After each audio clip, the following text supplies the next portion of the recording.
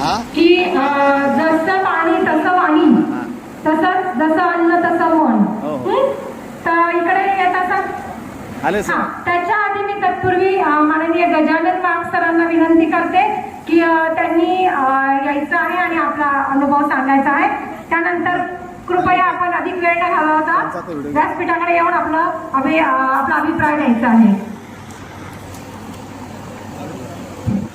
नमस्कार सर. आता तुम्ही पाया पडले आधी आपण दर्शन घेतलं. मंडळी हो, माझं नाव गजानन वाघ. मी प्रशासकीय अधिकारी म्हणजे माजी सहसचिव, आता वय 68 आहे.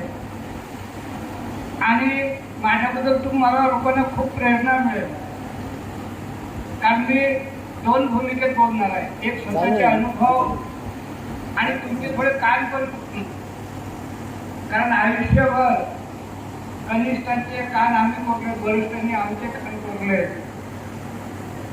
तर जाऊ द्या, सर्वप्रथम चांगला भाग ऐकूया, तो म्हणजे माझा अनुभव. तुम्हा लोकांना विशेष प्रेरणा मिळावी म्हणून मी जेव्हा सेवानिवृत्त झालो तर माझं पोट हा नकाराचा नकारा होता. म्हणजे किल्ल्यावरचे जे तंबोरे बघा की 9व्या महिन्याचं सोडा 10व्या महिन्याच्या बाईचं पोट, कारण शासकीय अधिकारी असल्यामुळे काय करायचं रात्रभर, काय खायचं रात्रभर ते समजून जायचं. आणि मग ती खूप कमी म्हणून 30 गोळ्या घ्यायचा. ब्लड प्रेशर, डायबिटीज, किडनीच्या गोळ्या. आणि मी लोकांना म्हणायचं आता रिटायर झालो 2-3 वर्षात एखाद्या अटॅकने मरून जाईल, कारण आपल्याला माहीतच नसतं की असे ब्रह्मदेव आहेत म्हणून जिवंत ठेवणार.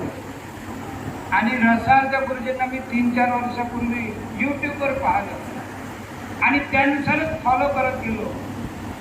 तर आज मी जे उभा आहो, माझं 83 किलोचं वजन 64 वर स्थिर झालं. माझ्या 30च्या 30 गोळ्या बंद झाल्या आणि किडनीच्या गोळ्या बंद झाल्या सर्वच. तर मी एकदम चकित झालो. म्हटलं अरे बापरे, एवढी महान ही विद्या. आता हा झाला माझा पहिला भाग. दुसरं मी तुमचं काम करण्याचं. तुम्ही पाहिलं